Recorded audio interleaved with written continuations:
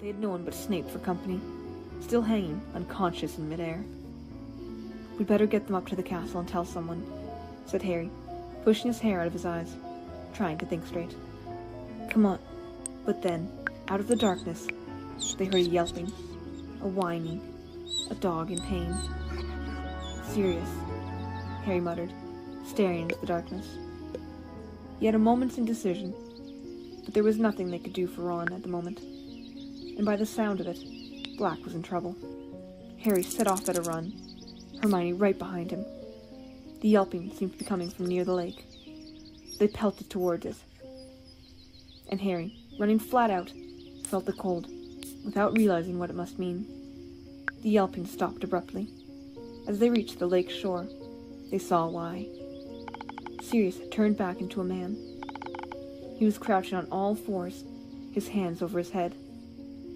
"No," he moaned. "No, please." And then Harry saw them. Dementors, at least 100 of them, gliding in a black mass around the lake towards them. He spun around, the familiar icy cold penetrating his insides.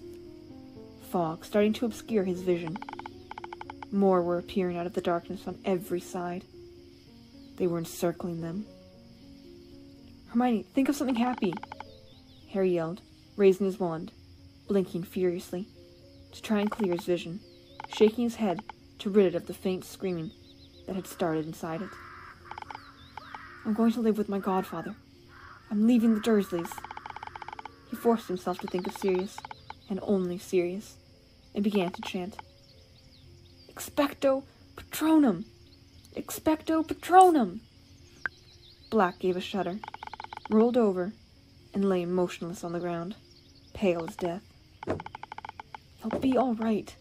I'm going to go and live with him. Expecto Patronum! Hermione, help me! Expecto Patronum!" Expecto? Hermione whispered. Expecto! Expecto! But she couldn't do it. The Dementors were closing in, barely 10 feet from them. They formed a solid wall around Harry and Hermione, and were getting closer. "Expecto Patronum!" Harry yelled, trying to blot the screaming from his ears. "Expecto Patronum!" A thin wisp of silver escaped his wand and hovered like mist before him. At the same moment, Harry felt Hermione collapse next to him. He was alone. Completely alone. Expecto Patronum! Harry felt his knees hit the cold grass. Fog was clouding his eyes. With a huge effort, he fought to remember. Sirius was innocent. Innocent! He'll be okay. I'm going to live with him. Expecto Patronum! He gasped. By the feeble light of his formless Patronus, he saw a Dementor halt very close to him. It couldn't walk through the cloud of silver mist Harry had conjured. A dead, slimy hand slid out from under the cloak. It made a gesture as though to sweep the Patronus aside. "No, no!" Harry gasped. "He's innocent! Expecto Patronum!" He could feel them watching him, hear their rattling breath like an evil wind around him. The nearest Dementor seemed to be considering him. Then it raised both its rotting hands and lowered its hood. Where there should have been eyes, there was only thin, gray, scabbed skin, stretched blankly over empty sockets. But there was a mouth, a gaping, shapeless hole, sucking the air with the sound of a death rattle. A paralyzing terror filled Harry, so that he couldn't move or speak. His Patronus flickered and died. White fog was blinding him. He had to fight. Expecto Patronum! He couldn't see, and in the distance, he heard the familiar screaming. Expecto Patronum! He groped in the mist for Sirius, and found his arm. They weren't going to take him. But a pair of strong, clammy hands suddenly wrapped themselves around Harry's neck.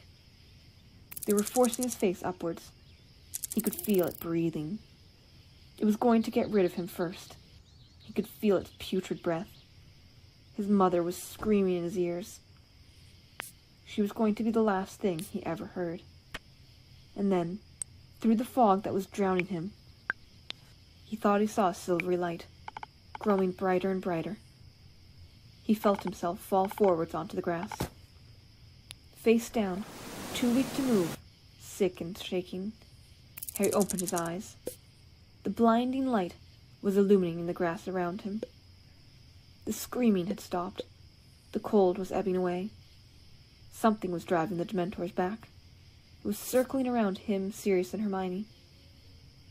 The rattling, sucking sounds of the Dementors were fading. They were leaving.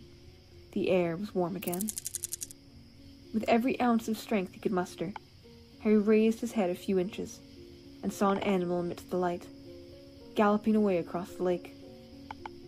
Eyes blurred with sweat, Harry tried to make out what it was. It was bright as a unicorn. Fighting to stay conscious, Harry watched it canter to a halt as it reached the opposite shore. For a moment, Harry saw, by its brightness, somebody welcoming it back, raising his hand to pat it. Somebody who looked strangely familiar. But it couldn't be. Harry didn't understand. He couldn't think anymore. He felt the last of his strength leave him, and his head hit the ground as he fainted.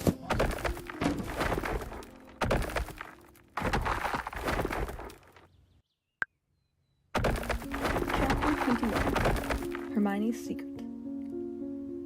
Shocking business. Shocking. Miracle none of them died. Never heard the like. By thunder. It was lucky you were there, Snape. Thank you, Minister. Order of Merlin, second class, I'd say. First class, if I can remember. Thank you very much indeed, Minister.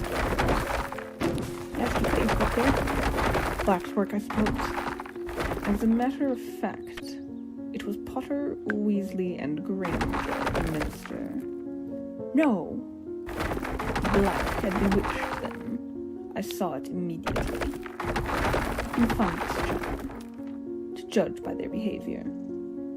They seemed to think there was a possibility he was innocent. They weren't responsible for their actions. On the other hand, their interference might have permitted Black to escape. They obviously thought they were going to catch Black single-handed.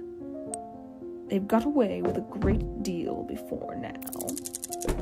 I'm afraid it's given them a rather high opinion of themselves.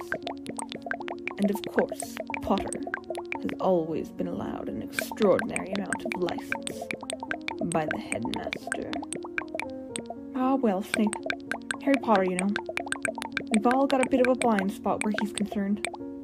And yet, is it good for him to be given so much special treatment?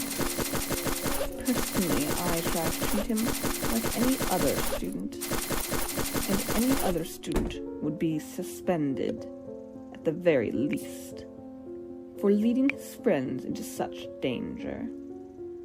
Consider, Minister, against all school rules, after all the precautions put in place for his protection, out of bounds at night, consorting with a werewolf and a murderer, and I have reason to believe he has been visiting Hogsmeade illegally, too.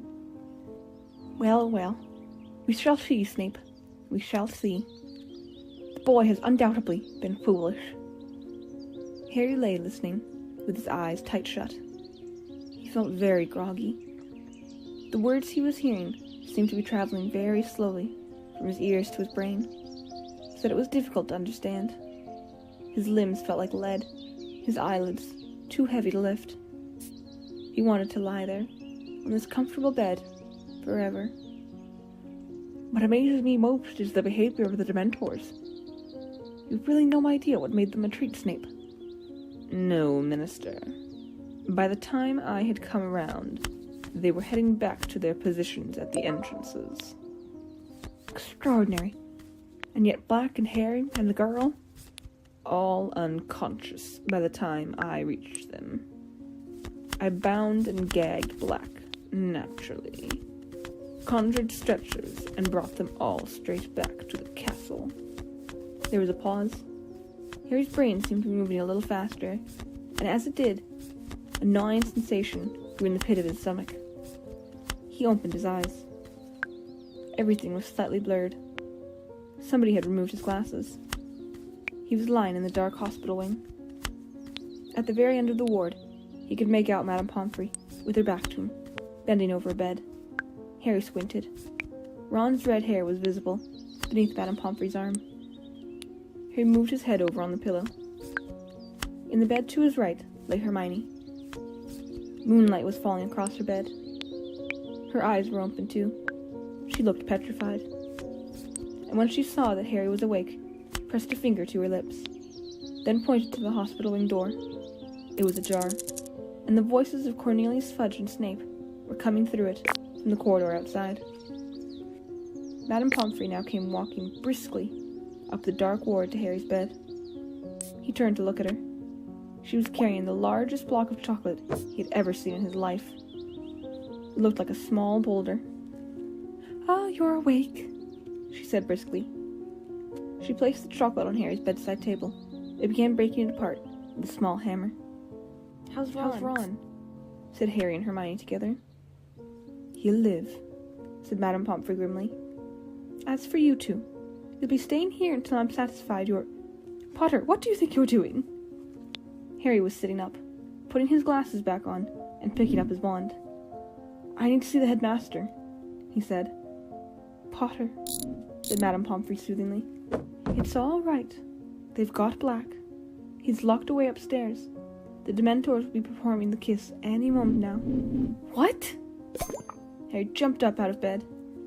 Hermione had done the same, but his shout had been heard in the corridor outside. Next second, Cornelius Fudge and Snape had entered the ward. Harry, watch this," said Fudge, looking agitated. "You should be in bed. Has he had any chocolate?" he asked Madame Pomfrey anxiously. "Minister, listen," Harry said. "Sirius Black's innocent. Peter Pettigrew faked his own death. We saw him tonight. You can't let the Dementors do that thing to Sirius. He's..." But Fudge was shaking his head with a small smile on his face. Harry, you're very confused. You've been through a dreadful ordeal. Lie back down. Now we've got everything under control." "You haven't!" Harry yelled. "You've got the wrong man." "Minister, listen, please," Hermione said. She'd hurried to Harry's side and was gazing imploringly into Fudge's face. "I saw him too. It was Ron's rat. He's an animagus.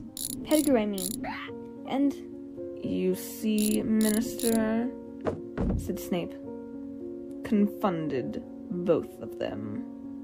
Black's done a very good job on them." "We're not confounded," Harry roared. "Minister, Professor," said Madame Pomfrey angrily, "I must insist that you leave. Potter is my patient, and he should not be distressed." "I'm not distressed. I'm trying to tell them what happened," Harry said furiously. "If they'd just listen..." Madame Pomfrey suddenly stuffed a large chunk of chocolate into Harry's mouth. He choked, and she seized the opportunity to force him back onto the bed.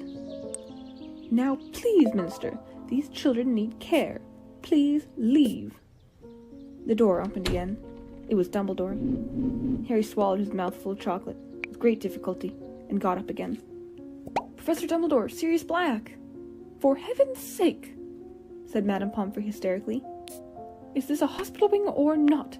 Headmaster, I must insist." "My apologies, Poppy, but I need a word with Mr. Potter and Miss Granger," said Dumbledore calmly. "I have just been talking to Sirius Black. I suppose he's told you the same fairy tale he's planted in Potter's mind," spat Snape. "Something about a rat and a Pettigrew being alive." "That indeed is Black's story," said Dumbledore, surveying Snape closely through his half-moon spectacles. "And does my evidence count for nothing?" snarled Snape. "Peter Pettigrew was not in the Shrieking Shack. nor did I see any sign of him in the grounds." "That was because you were knocked out, Professor," said Hermione earnestly. "You didn't arrive in time to hear." "Miss Granger, hold your tongue." "Now, Snape," said Fudge, startled. "The young lady is disturbed in her mind. We must make allowances." "I would like to speak to Harry and Hermione alone," said Dumbledore abruptly. "Cornelius, Severus, Poppy, please leave us." "Headmaster," spluttered Madame Pomfrey. "They need treatment. They need rest." "This cannot wait," said Dumbledore. "I must insist." Madame Pomfrey pushed her work and strode away into her office at the end of the ward, slamming the door behind her. Fudge consulted the large gold pocket watch dangling from his waistcoat. "The Dementors should have arrived by now," he said. "I'll go and meet them. Dumbledore, I'll see you upstairs." He crossed to the door and held it open for Snape, but Snape hadn't moved. "You surely don't believe a word of Black's story," Snape whispered, his eyes fixed on Dumbledore's face.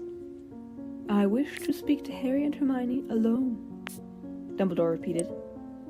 Snape took a step towards Dumbledore. "Sirius Black showed he was capable of murder at the age of 16, he breathed. "You haven't forgotten that, Headmaster.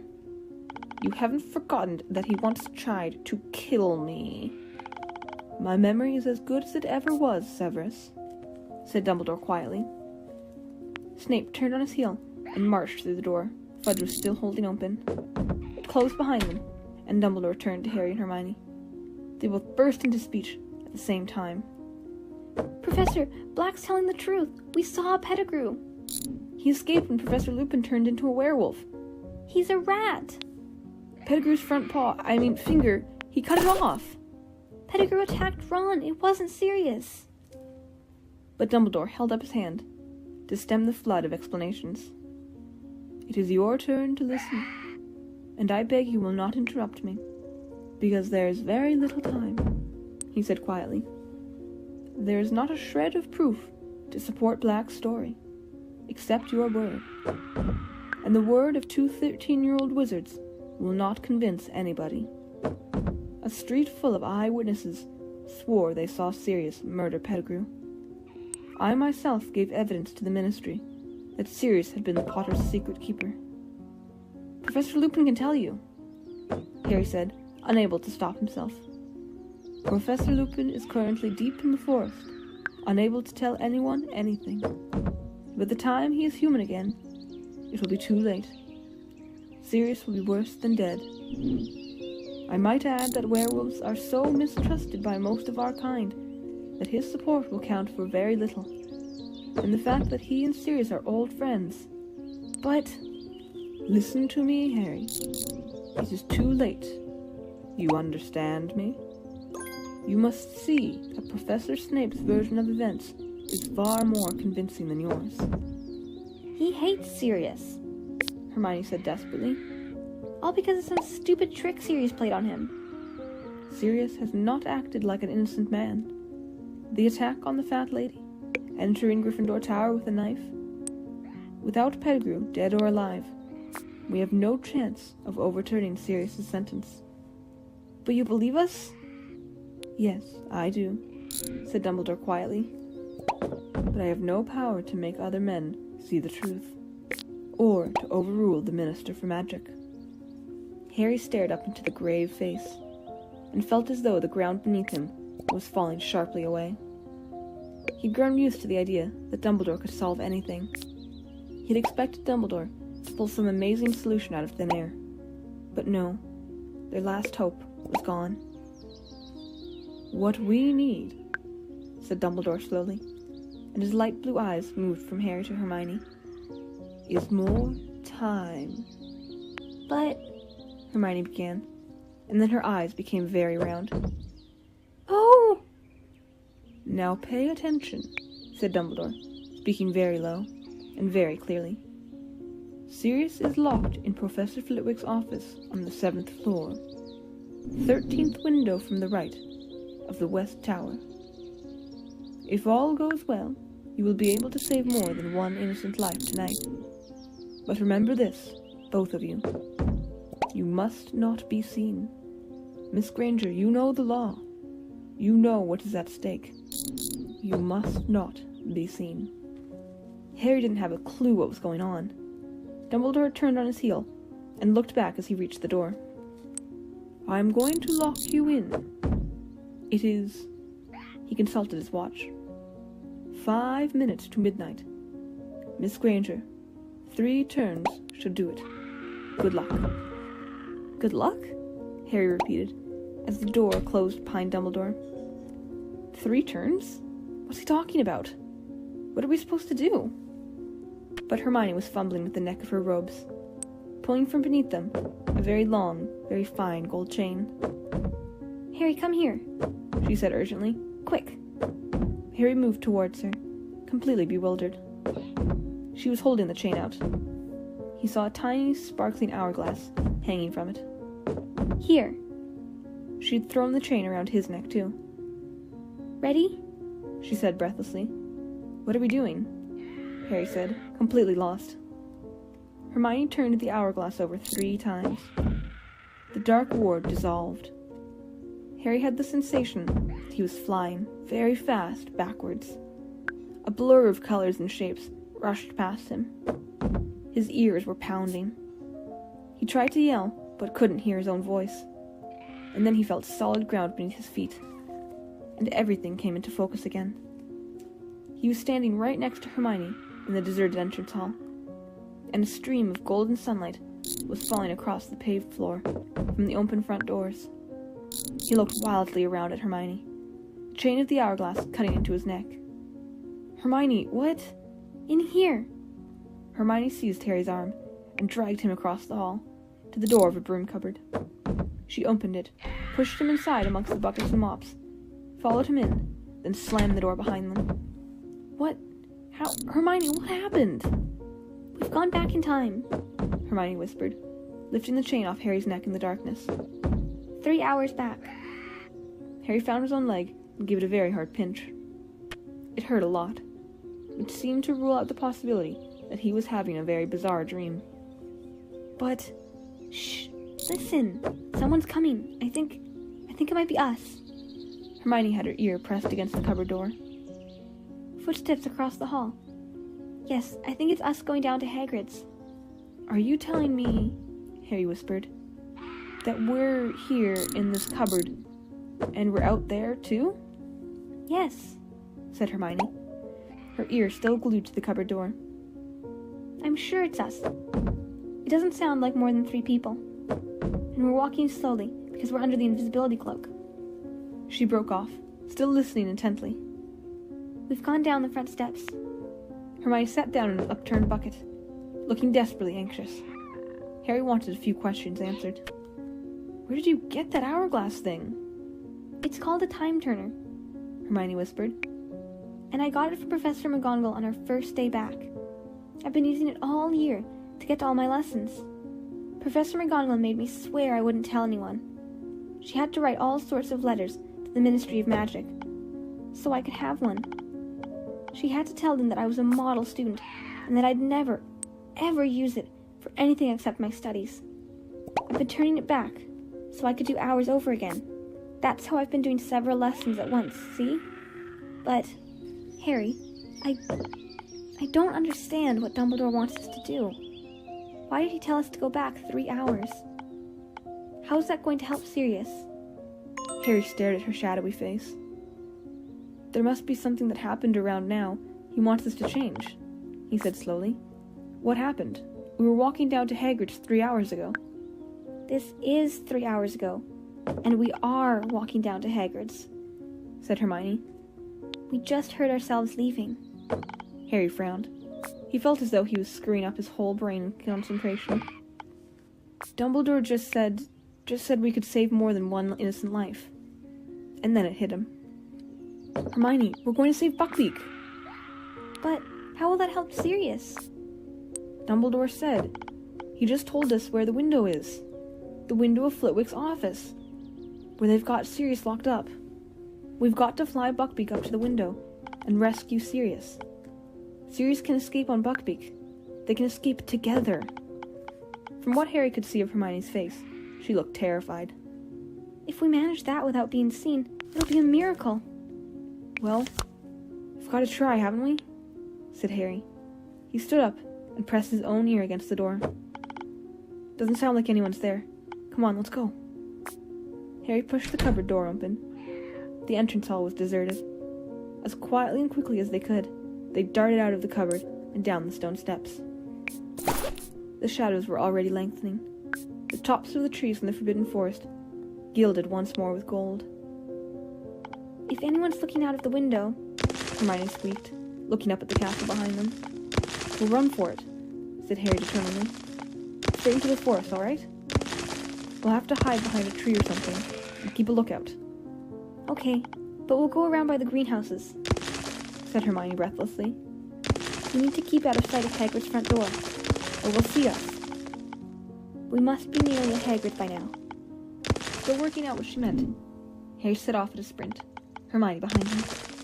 They tore across the vegetable gardens to the greenhouses, paused for a moment behind them, then set off again, fast as they could, skirting around the Whomping Willow, tearing towards the shelter of the forest.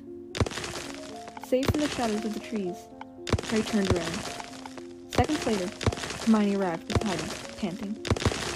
Right, she gasped.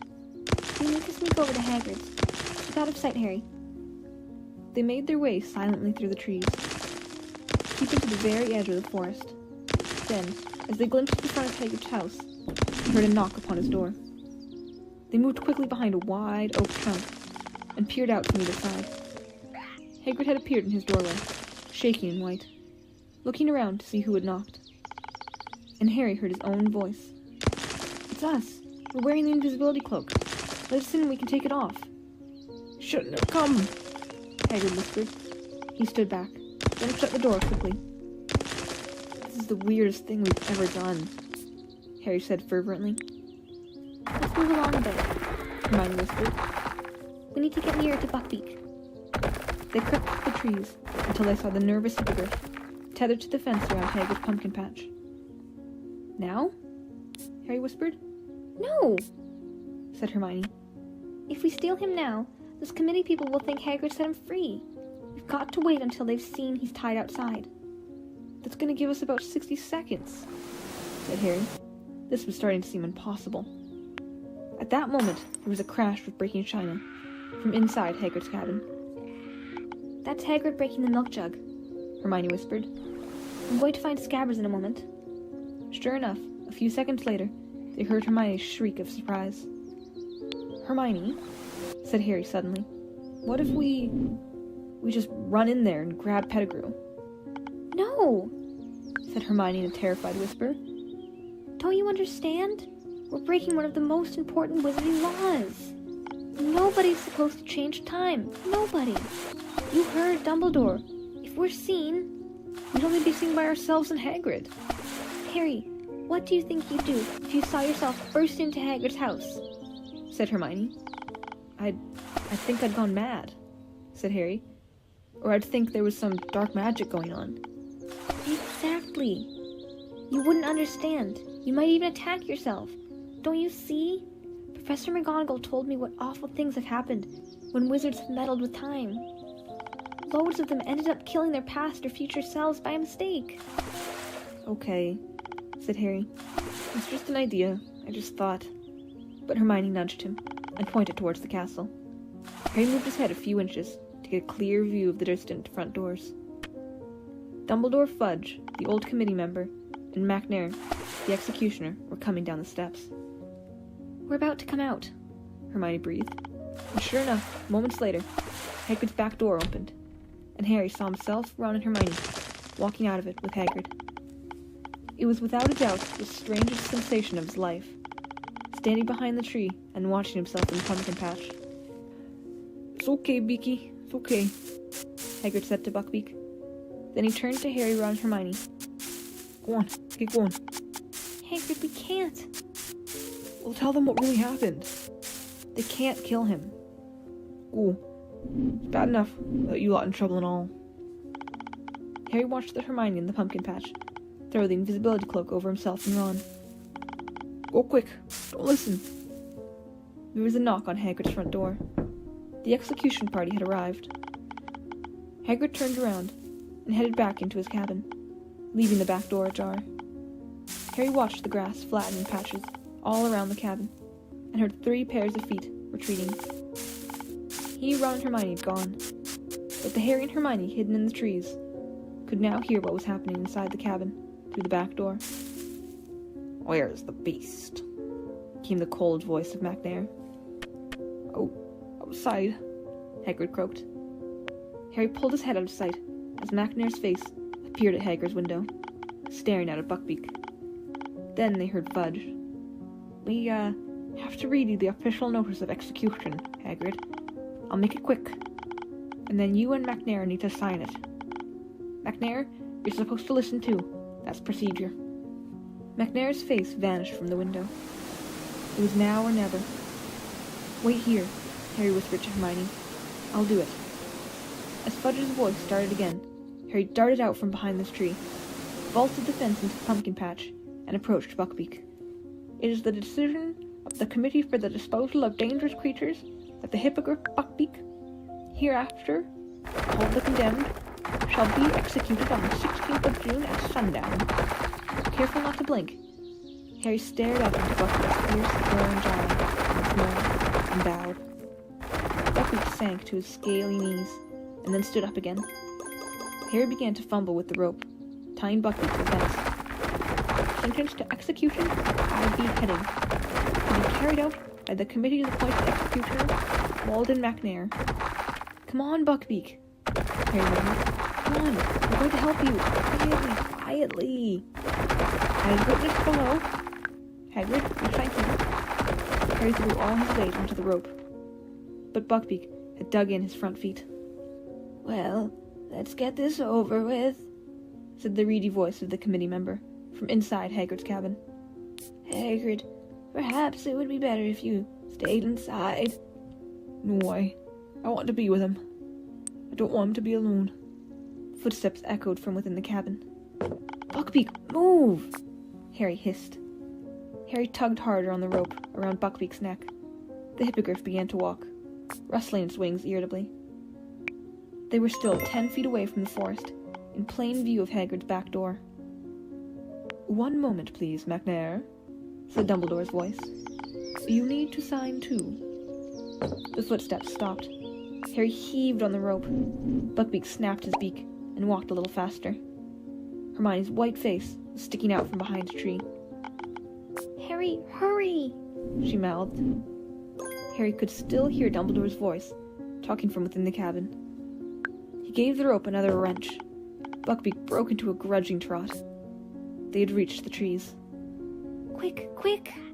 Hermione moaned, darting out from behind a tree, seizing the rope too, and adding her weight to make Buckbeak move faster. Harry looked over his shoulder. They were now blocked from sight. They couldn't see Hagrid's garden at all. "Stop!"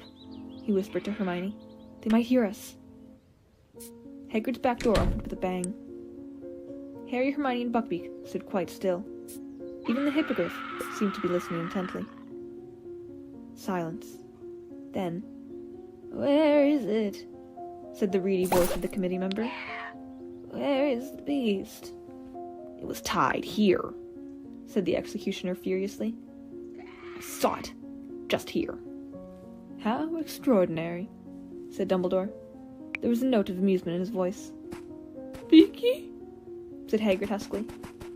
There was a swish noise, and the thud of an axe. The executioner seemed to have swung it into the fence in anger. And then came the howling. And this time they could hear Hagrid's words through his sobs. "Gone. Gone. Bless his little Beaky, gone. Must have pulled himself free. Beaky, you clever boy." Buckbeak started to strain against the rope, trying to get back to Hagrid. Harry and Hermione tightened their grip and dug their heels into the forest floor to stop him. "Someone untied him," the executioner was snarling. "We should search the ground, the forest." "McNair, if Buckbeak has indeed been stolen, do you really think the thief will have led him away on foot?" said Dumbledore, still sounding amused. Search the skies if you will. Hagrid, I could do with a cup of tea or a large brandy. Oh, of course, Professor, said Hagrid, who sounded weak with happiness. Come in, come in. Harry and Hermione listened closely. They heard footsteps, the soft cursing of the executioner, the snap of the door, and then silence once more. Now what? Whispered Harry, looking around. We'll have to hide in here, said Hermione, who looked very shaken. We need to wait until they've gone back into the castle.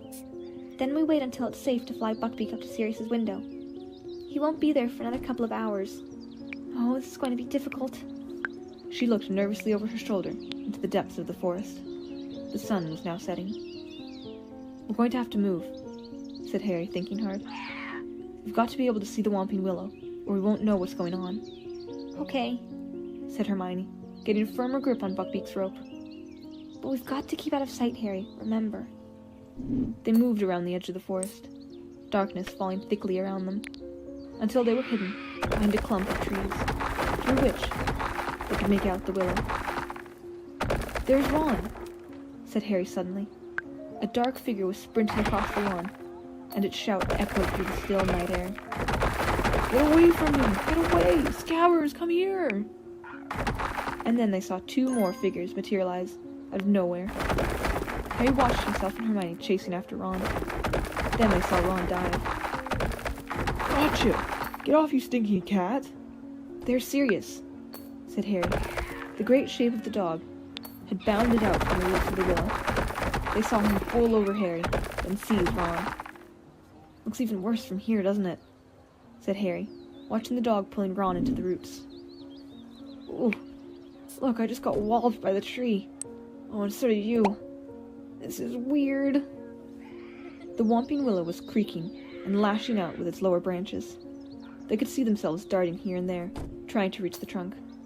And then the tree froze. That was Crookshanks pressing the knot, said Hermione. And there we go, Harry muttered. We're in. The moment they disappeared, the tree began to move again. Seconds later, they heard footsteps, quite close by. Dumbledore, McNair, Fudge, and the old committee member were making their way up to the castle. Right after we'd gone down into the passage, said Hermione. If only Dumbledore had come with us. McNair and Fudge would have come too, said Harry bitterly. I bet you anything Fudge would have told McNair to murder Sirius on the spot. They watched the four men climb the castle steps and disappear from view. For a few minutes, the scene was deserted. Then, "Here comes Lupin," said Harry, as they saw another figure sprinting down the stone steps and hurrying towards the willow. Harry looked up at the sky. Clouds were obscuring the moon completely. They watched Lupin seize a broken branch from the ground and prod the knot of the trunk. The tree stopped fighting, and Lupin too disappeared into the gap in its roots. If only he'd grabbed the cloak, said Harry. It's just lying there. He turned to Hermione. If I just dashed out now and grabbed it, Snape would never be able to get in and... Harry, we mustn't be seen. How can you stand this? He asked Hermione fiercely. Just standing here and watching it happen. He hesitated. I'm going to grab the cloak. Harry, no! Hermione seized the back of Harry's robes. Not a moment too soon. Just then, they heard a burst of song. It was Hagrid, making his way up to the castle, singing at the top of his voice, and weaving slightly as he walked. A large bottle was swinging from his hands. See? Hermione whispered. See what would have happened? We've got to keep out of sight. No, Buckbeak! The hippogriff was making frantic attempts to get to Hagrid again. Harry seized his rope too, straining to hold Buckbeak back. They watched Hagrid meter tiplessly up to the castle. He was gone. Buckbeak stopped fighting to get away. His head drooped sadly. Barely 2 minutes later, the castle doors flew open yet again, and Snape had come charging out of them, running towards the willow. Harry's fists clenched as they watched Snape skid to a halt next to the tree, looking around. He grabbed the cloak and held it up. Get your filthy hands off it, Harry snarled under his breath. Shh! Snape seized the branch Lupin had used to freeze the tree, prodded the knot, and vanished from view as he put the cloak on. So that's it. said Hermione quietly. We're all down there. And now we've just got to wait until we come back up again. She took the end of Buckbeak's rope and tied it securely around the nearest tree, then sat down on the dry ground, arms around her knees. Harry, there's something I don't understand. Why didn't the Dementors get Sirius? I remember them coming, and then I think I passed out. There were so many of them. Harry sat down too. He explained what he'd seen. How, as the nearest Dementor had lowered its mouth to Harry's, a large silver something had come galloping across the lake and forced the Dementors to retreat. Hermione's mouth was slightly open by the time Harry had finished. But what was it? There's only one thing it could have been, to make the Dementors go away, said Harry. A real Patronus, a powerful one. But who conjured it? Harry didn't say anything. He was thinking back to the person he'd seen on the other bank of the lake. He knew who he thought it had been, but how could it have been? Didn't you see what they looked like? Said Hermione eagerly. Was it one of the teachers? No, said Harry. He wasn't a teacher. But it must have been a really powerful wizard to drive all those Dementors away. If the Patronus was shining so brightly, didn't it light him up? Couldn't you see? Yeah, I saw him, said Harry slowly. But maybe I imagined it. I wasn't thinking straight. I passed out right afterwards. Who did you think it was? I think... Harry swallowed, knowing how strange this was going to sound. I think it was my dad. Harry glanced up at Hermione and saw that her mouth was fully open now. She was gazing at him with a mixture of alarm and pity. Harry, your dad's, well, dead, she said quietly. I know that, said Harry quickly. You think you saw his ghost? I don't know. No, he looked solid. But then... Maybe I was seeing things, said Harry. But from what I could see, it looked like him. I've got photos of him. Hermione was still looking at him, as though worried about his sanity. I know it sounds mad, said Harry flatly. He turned to look at Buckbeak, who was digging his beak into the ground, apparently searching for worms. But he wasn't really watching Buckbeak. He was thinking about his father, and about his 3 oldest friends, Moony, Wormtail, Padfoot, and Prongs. Had all 4 of them been out in the grounds tonight? Wormtail had reappeared this evening when everyone thought he was dead. Was it so impossible his father had done the same? Had he been seeing things across the lake? The figure had been too far away to see distinctly, yet he had felt sure, for a moment, before he'd lost consciousness. The leaves overhead rustled faintly in the breeze. The moon drifted in and out of sight behind the shifting clouds. Hermione sat with her face turned towards the willow, waiting. And then, at last, after over an hour, "Here we come," Hermione whispered. She and Harry got to their feet. Buckbeak raised his head. They saw Lupin, Ron, and Pettigrew clambering awkwardly out of the hole in the roots. Then came Hermione. Then the unconscious Snape, drifting weirdly upwards. Next came Harry and Black. They all began to walk towards the castle. Harry's heart was starting to beat very fast. He glanced up at the sky.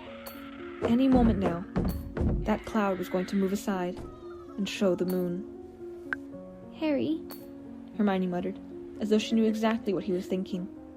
"we've got to stay put. We mustn't be seen. There's nothing we can do." "So we're just going to let Pettigrew escape all over again?" said Harry quietly. "How do you expect to find a rat in the dark?" snapped Hermione. "There's nothing we can do. We came back to help Sirius. We're not supposed to do anything else." "All right." The moon slid out from behind its clouds. They saw the tiny figures across the ground stop. Then they saw movement. "There goes Lupin," Hermione whispered. "He's transforming." "Hermione," said Harry suddenly. "We've got to move." "We mustn't, I keep telling you." "Not to interfere, but Lupin's going to run into the forest, right at us." Hermione gasped. "Quick," she moaned, dashing to untie Buckbeak. "Quick, where are we going to go? Where are we going to hide? The Dementors will be coming any moment." "Back to Hagrid's," Harry said. "It's empty now, come on." They ran, fast as they could. Buckbeak cantering along behind them. They could hear the werewolf howling behind them. The cabin was in sight. Harry skidded to the door, wrenched it open, and Hermione and Buckbeak flashed past him. Harry threw himself in after them and bolted the door. Fang the boarhound barked loudly. "Shh, Fang, it's us," said Hermione, hurrying over and scratching his ears to quiet him. "That was really close," she said to Harry. Yeah. Harry was looking out of the window. It was much harder to see what was going on from here. Buckbeak seemed very happy to find himself back inside Hagrid's house. He lay down in front of the fire, holding his wings contentedly, and seemed ready for a good nap. "I think I'd better go outside again, you know," said Ron slowly. "I can't see what's going on. We won't know when it's time." Hermione looked up. Her expression was suspicious. "I'm not going to try and interfere," said Harry quickly. "But if we don't see what's going on, how are we going to know when it's time to rescue Sirius?" "Well, okay then. Wait here with Buckbeak. But Harry, be careful. There's a werewolf out there, and the Dementors." Harry stepped outside again, and edged around the cabin. He could hear yelping in the distance. That meant the Dementors were closing in on Sirius. He and Hermione would be running to him any moment. Harry stared out towards the lake, his heart doing a kind of drum roll in his chest. Whoever had sent that Patronus would be appearing at any moment. For a fraction of a second he stood, irresolute, in front of Hagrid's door. You must not be seen. But he didn't want to be seen. He wanted to do the seeing. He had to know. And there were the Dementors. They were emerging out of the darkness from every direction, gliding around the edges of the lake. They were moving away from where Harry stood, to the opposite bank. He wouldn't have to get near them. Harry began to run. He had no thought in his head except his father. If it was him, if it really was him, he had to know. He had to find out. The lake was coming nearer and nearer, but there was no sign of anybody. On the opposite bank, he could see tiny glimmers of silver, his own attempts at a Patronus. There was a bush at the very edge of the water. Harry threw himself behind it, peering desperately through the leaves. On the opposite bank, the glimmers of silver were suddenly extinguished. A terrified excitement shot through him. Any moment now. "Come on," he muttered, staring around. "Where are you? Dad, come on!" But no one came. Harry raised his head to look at the circle of Dementors across the lake. One of them was lowering its hood. It was time for the rescuer to appear, but no one was coming to help this time. And then it hit him. He understood. He hadn't seen his father. He had seen himself. Harry flung himself out from behind the bush and pulled out his wand. "Expecto Patronum!" he yelled. And out of the end of his wand burst, not a shapeless cloud of mist, but a blinding, dazzling, silver animal. He screwed up his eyes, trying to see what it was. It looked like a horse. It was galloping silently away from him, across the black surface of the lake. He saw it lower its head and charge at the swarming Dementors. Now it was galloping around and around the black shapes on the ground, and the Dementors were falling back, scattering, retreating into the darkness. They were gone. The Patronus turned. It was cantering back towards Harry, across the still surface of the water. It wasn't a horse. It wasn't a unicorn either. It was a stag. It was shining brightly as the moon above. It was coming back to him. It stopped on the bank. Its hooves made no mark on the soft ground as it stared at Harry, with its large silver eyes. Slowly, it bowed its antlered head, and Harry realized. "Prongs," he whispered. But as his trembling fingertips stretched towards the creature, it vanished. Harry stood there, hands still outstretched. Then, with a great leap of his heart, he heard hooves behind him. He whirled around and saw Hermione dashing towards him, bringing Buckbeak behind her. "What did you do?"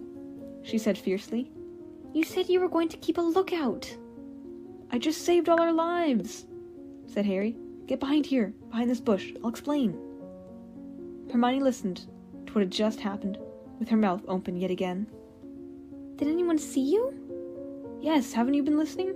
I saw me, but I thought I was my dad. It's okay. Harry, I can't believe it.